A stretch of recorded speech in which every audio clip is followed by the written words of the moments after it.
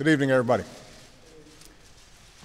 Tonight, after nearly 100 years of talk and frustration, after decades of trying and a year of sustained effort and debate, the United States Congress finally declared that America's workers and America's families and America's small businesses deserve the security of knowing that here in this country, neither illness nor accident should endanger the dreams they've worked a lifetime to achieve.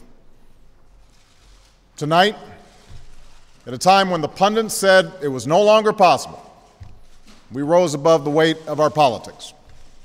We pushed back on the undue influence of special interests. We didn't give in to mistrust or to cynicism or to fear.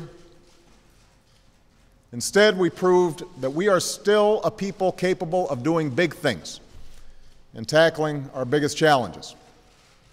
We proved that this government, a government of the people and by the people, still works for the people. I want to thank every member of Congress who stood up tonight with courage and conviction to make health care reform a reality. And I know this wasn't an easy vote for a lot of people, but it was the right vote.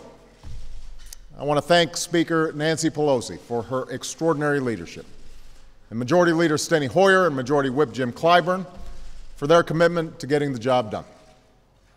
I want to thank my outstanding Vice President, Joe Biden, and my wonderful Secretary of Health and Human Services, Kathleen Sebelius, for their fantastic work on this issue.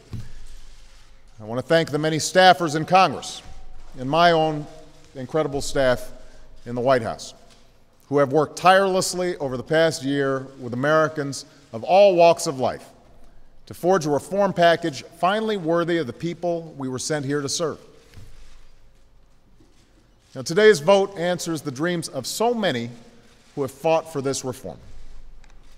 To every unsung American who took the time to sit down and write a letter or type out an email hoping your voice would be heard, it has been heard tonight. To the untold numbers who knocked on doors and made phone calls, who organized and mobilized out of a firm conviction that change in this country comes not from the top down, but from the bottom up, let me reaffirm that conviction. This moment is possible because of you. Most importantly, today's vote answers the prayers of every American who has hoped deeply for something to be done about a health care system that works for insurance companies but not for ordinary people. For most Americans, this debate has never been about abstractions, the fight between right and left, Republican and Democrat. It's always been about something far more personal. It's about every American who knows the shock of opening an envelope to see that their premiums just shot up again when times are already tough enough. It's about every parent who knows the desperation of trying to cover a child with a chronic illness, only to be told no again and again and again. It's about every small business owner forced to choose between insuring employees and staying open for business. They are why we committed ourselves to this cause. Tonight's vote is not a victory for any one party. It's a victory for them. It's a victory for the American people. And it's a victory for common sense. Now, it probably goes without saying that tonight's vote will give rise to a frenzy of instant analysis. There will be tallies of Washington winners and losers, predictions about what it means for Democrats and Republicans, for my poll numbers, for my administration. But long after the debate fades away and the prognostication fades away and the dust settles, what will remain standing is not the government-run system some feared or the status quo that serves the interests of the insurance industry, but a healthcare system that incorporates ideas from both parties, a system that works better for the American people. If you have health insurance, this reform just gave you more control by reining in the worst excesses and abuses of the insurance industry with some of the toughest consumer protections this country has ever known, so that you are actually getting what you pay for. If you don't have insurance, this reform gives you a chance to be a part of a big purchasing pool that will give you choice and competition and cheaper prices for insurance. And it includes the largest health care tax cut for working families and small businesses in history, so that if you lose your job and you change jobs, start that new business, you'll finally be able to purchase quality, affordable care and the security and peace of mind that comes with it. This reform is the right thing to do for our seniors. It makes Medicare stronger and more solvent, extending its life by almost a decade. And it's the right thing to do for our future.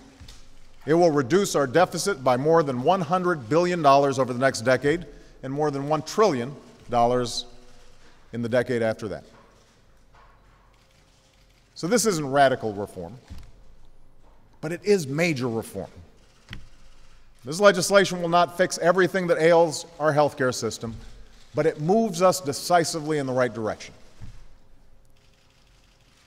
This is what change looks like.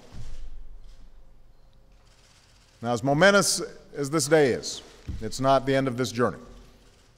On Tuesday, the Senate will take up revisions to this legislation that the House has embraced. And these are revisions that have strengthened this law and removed provisions that had no place in it. Some have predicted another siege of parliamentary maneuvering in order to delay adoption of these improvements. I hope that's not the case. It's time to bring this debate to a close and bring in the hard work of implementing this reform properly on behalf of the American people. This year, and in years to come, we have a solemn responsibility to do it right. Nor does this day represent the end of the work that faces our country. The work of revitalizing our economy goes on. The work of promoting private sector job creation goes on. The work of putting American families' dreams back within reach goes on. And we march on with renewed confidence, energized by this victory on their behalf. In the end, what this day represents is another stone firmly laid in the foundation of the American dream.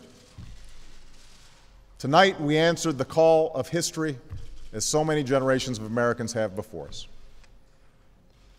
When faced with crisis, we did not shrink from our challenge, we overcame it. We did not avoid our responsibility, we embraced it. We did not fear our future, we shaped it. Thank you, God bless you, and may God bless the United States of America.